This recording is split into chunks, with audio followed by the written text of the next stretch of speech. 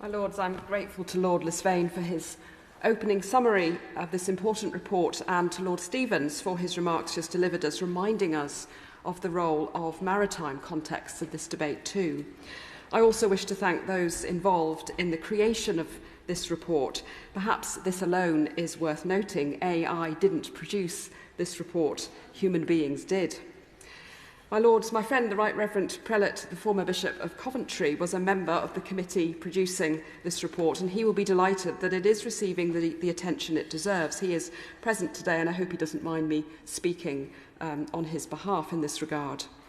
The principles of just war are strongly associated with the Christian moral tradition, in which it is for politicians to ensure that any declaration of war is just, and then for the military to pursue that war's aims by just means.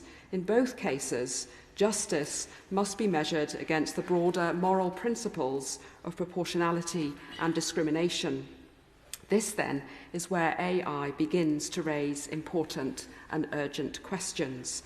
AI opens new avenues of military practice that cannot be refused, together with new risks that must not be ignored. The report rightly says we must proceed with caution, but it does say proceed. Here, my Lords, there is an opportunity for the UK to fulfil its commitment to offer leadership in this sphere in the international field. There is a risk of shifting the decision-making process and the moral burden for each outcome onto a system that has itself no moral capacity and too much opacity. To implement AI's benefits well, military cultural values need to be named, explained, and then translated into AWS's command and control, especially where the meaning of just diverges from the kind of utilitarian calculus that most easily aligns digital processes with moral choice. Inherent human values, including virtue, should also be embedded in the development and not just the deployment of new AI-enabled weapon systems. As recent use of AI systems shows in the context of global conflict, AI changes questions of proportionality and discrimination. When a database identifies 37,000 potential targets using apparent links to an enemy, or an intelligence officer says the machine did it coldly and that made it easier, it is vital to attach human responsibility to each action.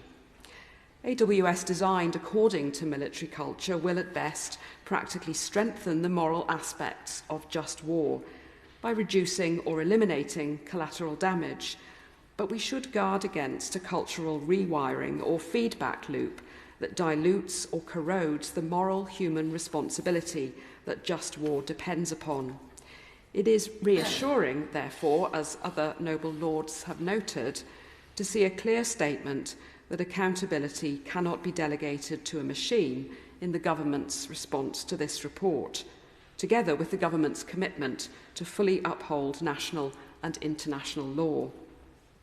My Lords, in conclusion, current events across the globe and the rapid pace of development of AI in both civil and military contexts make this a timely and important debate. I commend the committee and those in government and in the MOD charged with transforming its helpful insights and practical recommendations into concrete action.